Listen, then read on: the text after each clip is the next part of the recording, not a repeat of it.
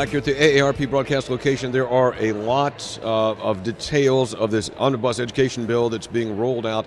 It's kind of circulating this morning. It'll be rolled out in the Senate Education Committee this afternoon, and joining us is Senate President Mitch Carmichael. Good morning, Mitch. Good to talk to you. Thanks for coming on. It's great to be with you. Okay, so there is a lot in this bill. There's everything from the pay raise for teachers and service workers, and various forms of pay increases, which we're going to talk about. But there's also Paycheck Protection, there's charter schools, there's education savings accounts, there's allowing county school boards to provide free feminine hygiene products. I mean, there's all kinds of stuff in here. Why bundle all these things of diverse issues into one bill rather than taking them separately? Because we want to fix the issue. It's about fixing the problem. I think all of us can agree that within the education system in West Virginia, we have amazing teachers. We have world-class children. We have amazing parents. But the system has been allowed to be not functioning. It's allowed to fail. We finished last in our student performance in many areas of evaluation. And so when we view these problems, and the people of West Virginia know this, they know that it's not the fault of our teachers or our students or our parents. It's about the system that's in place. So why piecemeal a solution? Why throw out a half fix or half measures here, there, wherever? We want a comprehensive address in a professional manner fixing this issue. Let's talk about the pay part that's in here. The salary increase for teachers and service personnel, that's an average of 5%, as the governor's proposed. You already said you supported that your caucus supports that. There is be able to use 10 days of sick leave and convert each 10 days of bank sick leave to a month of PEIA for when they retire. That's something the state used to do. Why do you want to put that back in there? Well, we kind of glossed over the pay raise. You just got to say that. Well, go ahead. You can mention it. Oh, my goodness. It is the largest pay raise in state history on top of the largest pay raise in state history. So over a 2-year period of time, this Republican-led legislature has invested in teachers to the greatest extent of any other legislature. So it's a big deal. They deserve the compensation, and we want to provide that incentive and enhancement to their pay. But in terms of banking the sick days, right now we have teachers are allowed 15 days of sick days over the period of a school year. And too often we find that many of the counties have come to us and said, we're spending so much money on substitute teaching.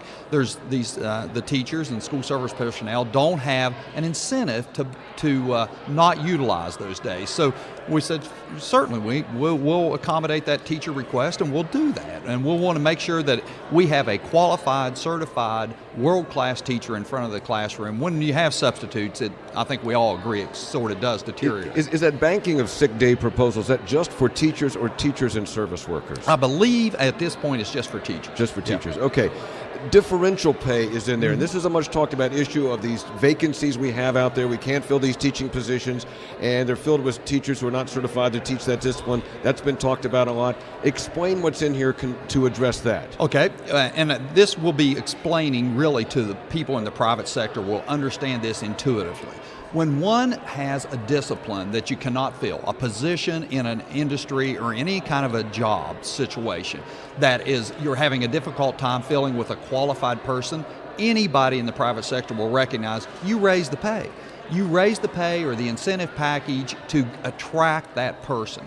And so we are doing that within the context of this bill. And one of the reasons we're doing it, and the WEA and the AFT recognize that we have many classes that are being taught by uncertified math teachers.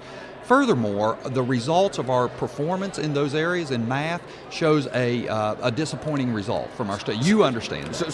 So does that mean that a county would have the latitude to say, we don't have special ed teachers, therefore we're going to pay special ed teachers more, and we don't have math teachers, so we're going to pay math teachers more? Is that what that means? Yes. Okay. So a county, as well as the state, will have the flexibility to determine areas of critical need and be able to pay those areas more.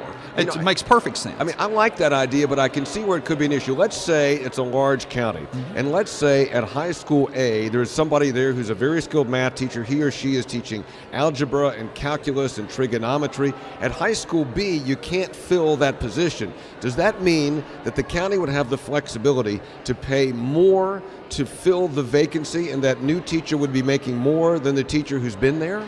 What we're saying is that the county will have a lot of flexibility. This one of the problems in West Virginia, and let's again agree, what we're doing is not working. But one of the problems is this mandate and dictates from Charleston, West Virginia, that says what you're going to do in Mercer County is going to be the same thing you're going to do in Monongalia County or Morgan County. That's not what works. It's been proven not to work. We trust the county officials to make the right decisions.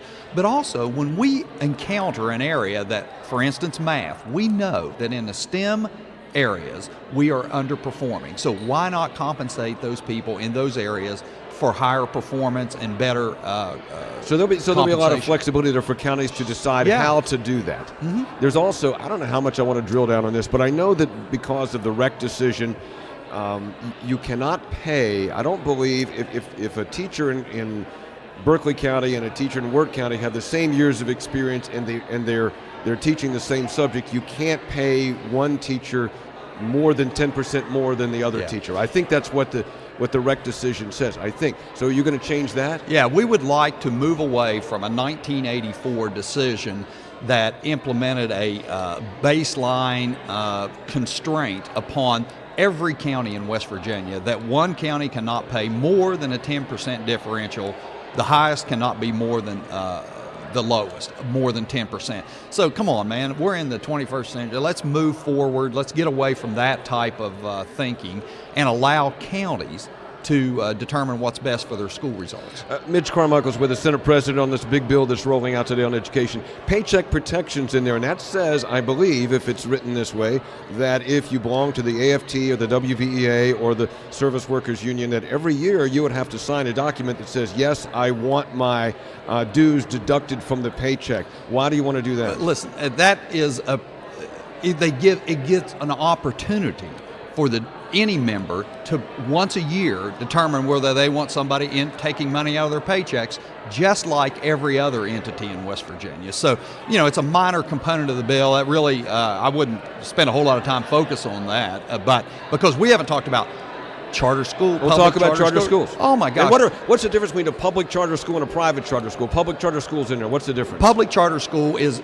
operated and run and funded by the public. Everyone has access to it. So this discussion around by some people who say, oh, you're only skimming off the cream of the crop, only the rich people can go to charter schools. That's absolutely not true. It's a public charter school, open enrollment. Private charter schools are for-profit entities that are much, much different. We're not doing anything as it relates to private charter schools. What we're doing, though, is what is done in 44 other states in America, in which every one of those states has higher student performance. And how would it work? How would these public charter schools work? They're funded through the school aid formula, just as the public, the regular school system is. And so it gives more opportunities for innovation, for changing work requirements, rules, regulations. It innovates like we should be doing in education. And what I want to just focus on this. We're digging into the details, which are very important, and all of this is done in other states. It's been used to be very successful. It's been what we're missing here, though, is what is occurring for the student in West Virginia. It is a moral imperative for us to re-energize this education system in our state and make sure that all of us can agree that we want a world-class education for our students. And what we're going to find is, from the discussion on this, we're going to hear, oh my gosh, our students in West Virginia come from broken, drug-infested homes, and we cannot perform at levels that are on par with the rest of the nation. That's not true. While we have a drug problem, obviously, our children, our parents, and our teachers are as good and as gifted and as blessed as any in America, but we've become complacent here. We have, and I appreciate the opportunity to talk about what it's required for comprehensive reform. And we'll have more time to talk about that after the bill comes out. A big part of this, as you said at the beginning, I kind of glossed over, is for the second year in a row proposed a pay raise of averaging about 5% for teachers and service workers, and there'll be a separate raise for state employees. If these other things bog down, which they may, you know how it goes, if these other things bog down or get stripped out, will you, as the Senate President, still support the raise for teachers and service Look, workers? I'm all in for the raise. And over a two-year period now, a teacher will have received more than $5,000, roughly $5,000 in their paycheck, new. In addition, no premium increases for their health insurance. So zero cost additional for your health insurance and $5,000 more in your paycheck. It's a great incentive package that they deserve, and I'm proud to support.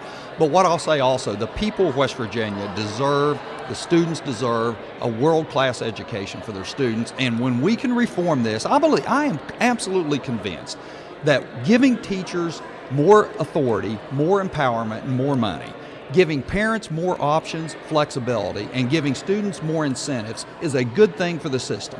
So if we just want to focus on the compensation aspect of our teachers, which is important, I think we're missing the bigger mark of what's important for our students. Senate President Mitch Carmichael, Republican, Jackson County, on this big omnibus education bill that's rolling out today. Is going to be an explanation, right? In Yes. Senate Ed at Yes. 2 o'clock this afternoon. We will be there. Brad McElhenney is writing about it as we speak.